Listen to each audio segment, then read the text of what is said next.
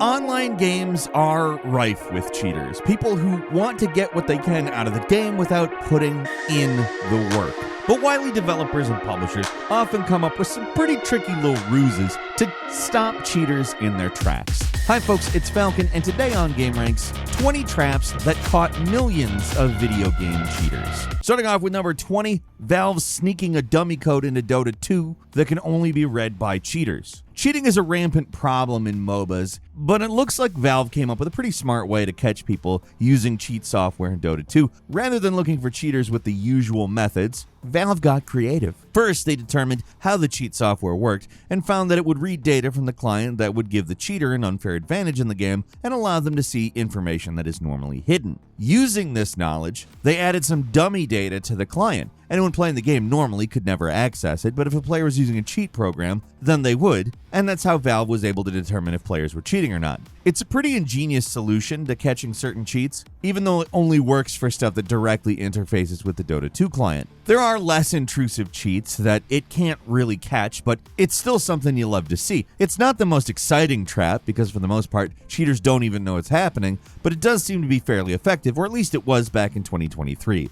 At number 19 is some fake cheats. Not all traps are exclusively made by developers. Sometimes gamers do it themselves. Back in 2020, a YouTuber named ScriptKid came up with a devious plan. They'd make their own cheat software for CSGO, make a whole website for it, and advertise it on Google so that it'd show up on the top of search results for Counter-Strike cheats, which is actually the kind of thing that got Google in hot water for antitrust stuff. The thing is, this program wasn't the usual wall hacks cheaters would expect. Instead, it was a trap designed to ruin people's games. All sorts of things could happen. It would make it so the would-be cheater couldn't open doors, they'd randomly get flashbangs in the face, sometimes their gun wouldn't shoot at all, other times they'd completely lose control of the character and throw their guns away or jump off the map. Funny stuff, honestly, when somebody expects to be able to cheat in a game and instead they jump off of the game. The embarrassment didn't stop there, though. The program made it so ScriptKid could remotely record and download the replay data of the affected user, so the cheaters didn't just ruin their game, they also got exposed for the whole world to see. Honestly, it's an amazing scheme that unfortunately couldn't last. People were pretty quick to get wise to it, but man, what a good prank. And number 18, Call of Duty punishing cheaters by making everyone else disappear. The problem with cheaters in games like Call of Duty is that it's inevitable. The games are extremely popular. There's so many people playing and too many cheat software developers making bank on the backs of cheat-hungry wretches. Unless Activision gets really serious about combating cheating, like more so than they are now, all they can really rely on are these publicity stunts that are fun to read about, but ultimately probably aren't super effective as anti-cheat measures. That's the sad thing about basically this entire list. It's all fun to read about. We love hearing cheaters getting their just desserts, right? But as actual methods to stem the tide of cheats, these are not all that effective. Wanted to get that out there because that's the reality of the situation. It sounds like they're mopping up the Call of Duty games. They're squeaky clean now because they're using these crazy punishments against these cheaters. It's not quite like that. I mean, if you've played Call of Duty game for long enough, you've encountered a cheater. You probably know it's still an issue,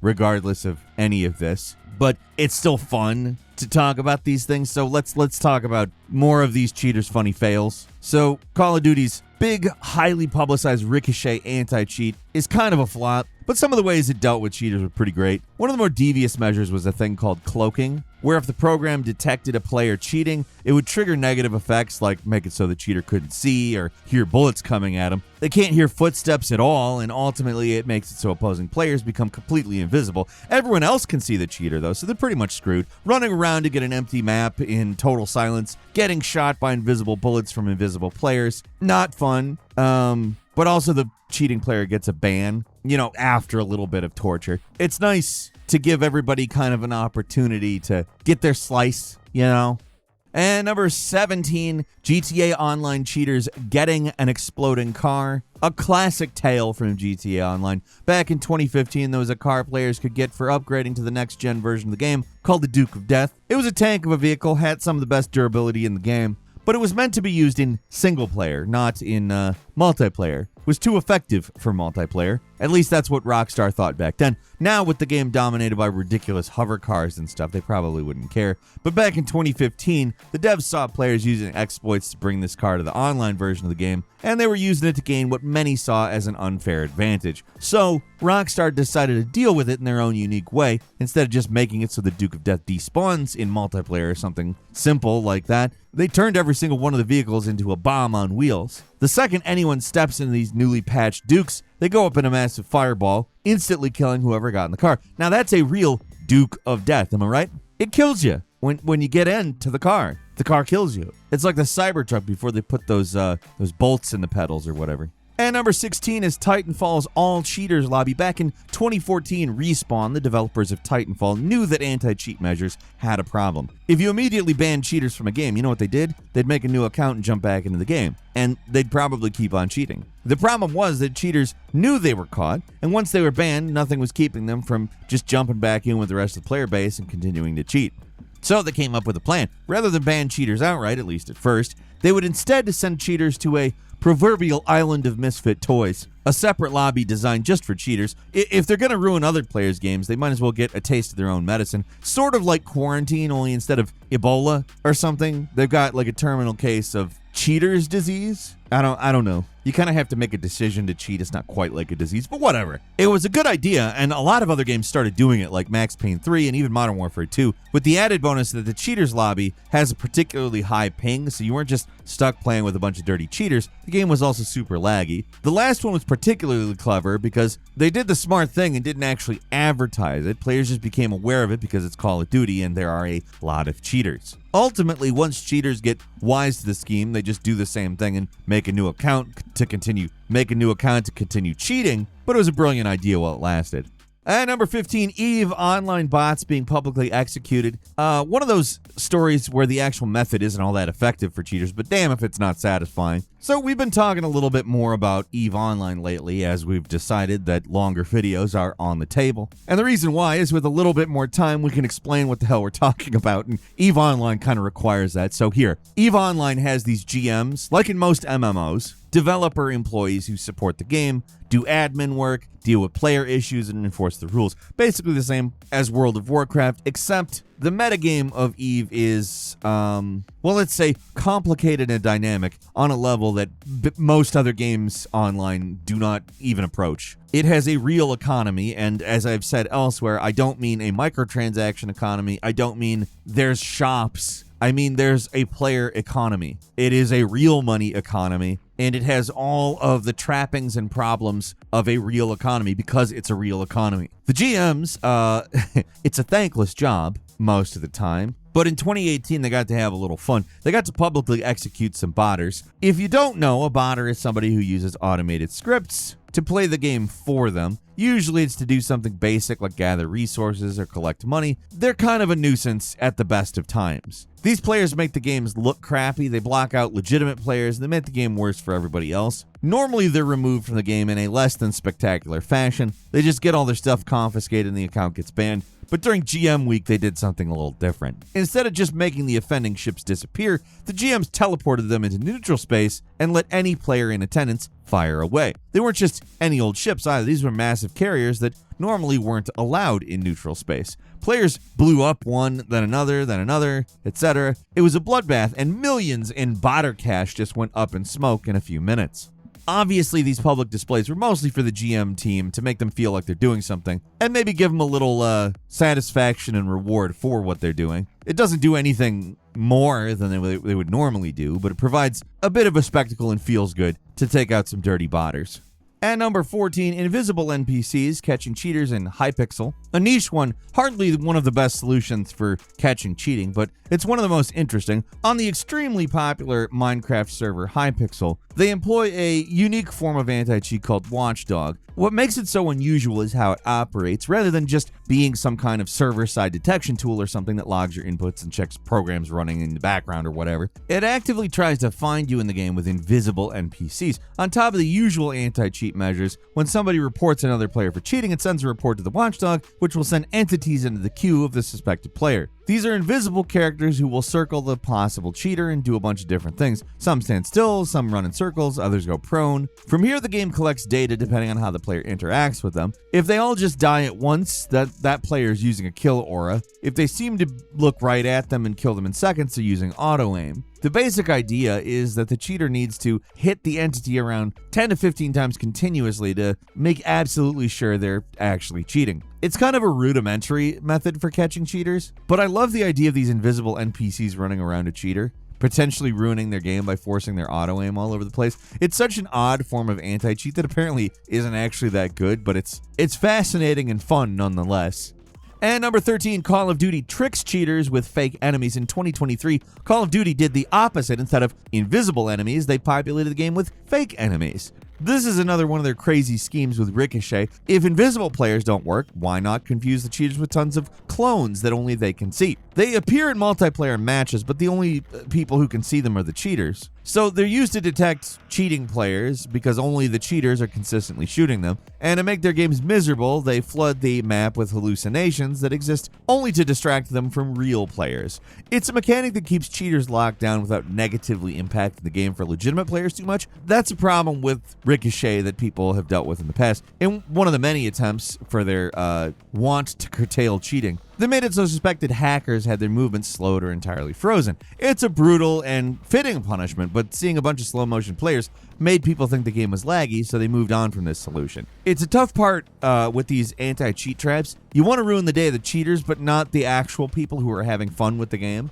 like legitimate fun, not hurting anybody. Well, other than with their virtual guns and stuff. At least with this fake enemies trick, the cheaters are still running around the map. They're just shooting at ghosts rather than real players. And number 12, Pokemon Go cheaters getting the rarest Mons Shadow Band. Sound real fancy there. I was Shadow Bond in Pokemon. No, back in 2017, during the height of the Pokemon Go mania, many players were using things like mappers, which would just tell them where certain Pokemon were, rather than forcing people to wander around trying to find the Pokemon they wanted. You know, the game. That, along with the more invasive cheats like GPS spoofing, were kind of just accepted parts of the game for a while. Pokemon Go developer Niantic didn't want people using this stuff, but how they went about dealing with it was pretty sneaky. Rather than just ban players outright, they'd put shadow bans on players that would make it so only the most common Pokemon would show up for them, and they'd never see the rare mons that they were supposed to appear at any given hotspot.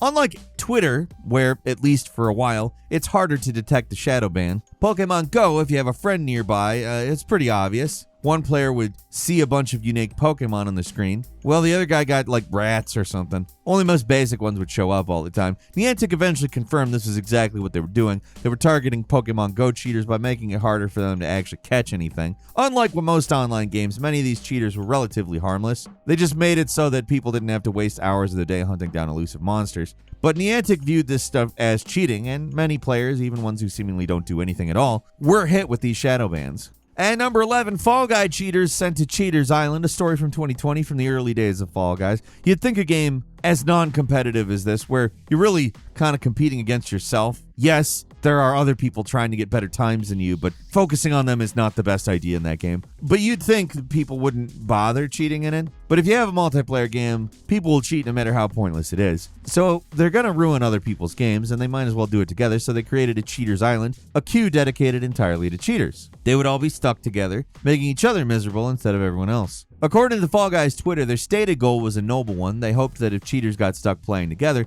they would realize that cheating killed the fun. Unfortunately, cheaters don't care. Like, they either have zero self-awareness or they have self-awareness and push right through it. So the plan didn't work. Cheaters just kept on cheating, but it was cute that they tried. Eventually, cheaters started to get wise, and that's when Fall Guys pulled the plug on Cheaters Island. Just easier to ban them. And number 10, Valkyrie Profile 2 infects your system save. Back in the PlayStation 2 era, most games did not care if you cheated. Many games still had built-in cheat codes, and if you wanted to use game memory altering discs like Game Shark, most games didn't care. The worst that could happen is you break the game because you messed with certain memory values or something like that. But there was at least one game that really didn't like you cheating. It was a Square Enix RPG called Valkyrie Profile 2. It had some basic behind-the-scenes sanity checks where it would detect if the player had, for example, way too many items in their inventory, like above the possible inventory limit, or they had more experience points than what's possible for a player to get. Once these checks get triggered, the game knows you've been cheating, and that's when it shows absolutely no mercy. It's not immediately obvious, but the game starts to become unstable, it crashes in certain spots, and eventually your save file becomes completely unplayable. What makes GameGuard, the anti-cheat used by many Tri-Ace developed games, is that it only becomes noticeable deep into the game, way past the point where starting over is convenient. What makes it so devious is it doesn't just affect one save, it looks for any potential saves where you cheated and it affects those as well, and it doesn't stop there. Once the infection is unleashed, it's likely to spread to your clean saves as well. There's no way to really know exactly what it's going to do or when the game will start crashing, so the only option is to delete all your save files, not just the ones where you cheated, all of them, and start over from scratch. At number 9, Modern Warfare 2 took cheaters' guns away. Call of Duty's war against cheaters is never ending. It forces them to come up with more and more creative and outlandish ways to make life worse for the players who try to give themselves an unfair advantage. It's just one more way they try to do it here. One of the tricky issues to deal with when it comes to cheating is the use of hardware devices for mice and controllers, because they're external devices that affect inputs rather than anything the game can do anywhere. Detecting and dealing with them is pretty tricky. The Ricochet guys think they have found a way to detect them, and they came up with a creative way to punish players who abuse these devices by disarming them. It literally takes their guns away, so they can't do anything but run around and die. It lets everyone know they've got a cheater among them, and that they're open season, all while effectively neutering their ability to cheat while the ban request goes through. It's not the most creative way to stop cheaters, but it's pretty blunt. Oh, you want to cheat? No more guns. At number 8, Bohemia Interactive used a Russian snitch to contact cheat vendors. Most of the time, game makers don't lay down traps for their cheat makers. They just figure out who they are and sue them. But sometimes even finding them is not so easy. A lot of cheat developers come from countries where they're essentially untouchable, so the only recourse for game developers is to gain access to the cheat programs so they can eventually create more effective ways to counter them. So that's what Bohemia did. They uncovered certain cheat programs made for their games. They went above and beyond to do it. A lot of these cheat makers are careful, so they don't just give out their software to anybody. You have to do things like have a Russian citizen ID, they talk to you on a Skype call, and you have to have a social media account that's been verified. And then once you pass their rigorous social credit check, then they'll sell you their cheats. Look, I'm an upstanding citizen. Sell me your cheat software. Weird, honestly. It does make it almost impossible for a regular game dev to purchase their cheat software, but these guys went all the way and they hired a Russian speaker to deal with them on a Skype call. Basically, they were getting a full-blown sting operation going. From there, the developers would come up with better ways to combat hackers, like making fake client-side checks to waste a hacker's time. The more difficult a game is to hack, the more discouraged a hacker can get, and that helps better the overall health of a game. At least when all they're doing is making cheats, which can make the experience of playing the game worse. At number 7 is Pokemon cheaters getting stuck with bad eggs. The Pokemon games have a long and storied history trying to combat cheating, but my favorite thing they've ever done is, it's gotta be these bad eggs. Introduced in Gen 3, if you do something to give a Pokemon an illegal move set or alter their individual values, which, affects their stat growth, you'll often find that instead of having a Pokemon, you'll have a bad egg instead. These bad eggs are no joke. They function just like regular eggs, so you can't get rid of them, and when they hatch, they crash the game. Cheaters can use more cheats to get rid of the egg, but that can often just make things worse, causing more crashes and make the game even more unstable. After the egg crashes the game, the save file is pretty much done for. The data is corrupted, and if you try to load it, the game just freezes and you have to start over. At this point, your only option is delete the save and start from the beginning. At number 6, Escape from Tarkov just put bounties on their cheaters. Tarkov developers' Battlestate games aren't exactly looked at favorably after the most recent blunder of paywalling the game's highly requested PvE mode behind a $250 special edition. Gotta take a deep breath before you say that. They did a few things to try to earn back player trust by offering a free sort of PvE mode, and they also did this. They implemented a plan that was years in the making. They actually put in a bounty system into their extraction shooter that would reward players for correctly identifying cheaters with in-game currency. Literally just putting a price on cheaters' heads. And it's up to the player base to find them. Could lead to an Orwellian nightmare with friends selling each other out for in-game currency, but at the time of the announcement, nobody knows exactly how much currency players would get as a reward, and at least at time of writing, it's still too early to say how well any of these plans worked out. I mean, if somebody correctly identifies a cheater is part of the stipulation, so I would assume incorrectly identifying somebody is, not going to be rewarded, but we'll see. Knowing how well the studio has dealt with the cheating problem in the past, I'm just going to assume that this latest scheme isn't going to work as intended, or it's entirely a marketing stunt. Maybe a few players will get payouts, but ultimately this is kind of a bit of a hollow gesture. Maybe I'm wrong, but history isn't on Battlestate Games' side here. At number 5, Warzone cheaters getting their parachute cut. One last Call of Duty example, this time from Warzone. They've taken away cheaters' guns, they've slowed them down, they've made them see mirages or made every other player disappear. They've tried everything, and now they're just killing cheaters before they get a chance to act. In Ricochet's latest harebrained scheme to stop cheaters, they've included Splat, an anti-cheat measure where if a player is detected cheating before they jump out of the plane at the start of the game, they just randomly cannot open their parachute. They don't want cheaters to immediately catch on, so that's not all they're doing. Sometimes a cheater will survive the fall, but that doesn't mean their suffering is over. Randomly, the game might change their velocity on the fly, making it so a basic jump will kill them instantly when they land. It's just one more mitigating tool they've added to the game along with all the others. They're fun to read about, but honestly, seems like a lot of hype. Like, there's tons of cheaters in the game. And unless Activision is willing to just permanently ban all these guys, which they aren't, because they know the cheaters are dumb enough to waste their money buying the game again to keep cheating, the problem's never going to get solved. And number 4, RuneScape sent botters to Botany Bay. Like Eve, RuneScape is another game that has its fair share of botters, but in typical RuneScape fashion, they came up with some fanciful solutions for dealing with these pests. Added to the game way back in 2012, Botany Bay is a prison island where botting characters are sent. If players are caught using bots 3 times on the same account, they'd be sent here to stand trial. The botter was placed on a pillar, and the bot finder general would angrily denounce them. Any player present could pick up tomatoes from a barrel and throw them at the accused, just for fun. Once the trial, big scare quotes there, once it was over, which would always end in a guilty verdict, players were given the choice of deciding the botter's fate. They could be crushed, swallowed, or even vaporized in a heavenly light. And after all that, the account would be permanently banned. It's kind of a really funny gimmick. They even gave the botter special dialogue to make him look stupid, but interest in the game eventually just waned and they shut it down in 2018. It's not that botting was wiped out or anything. It's that the novelty of publicly executing these guys will only hold people's interest for so long. Still, A+ idea. They had a good 6-year run, so fun while it lasted.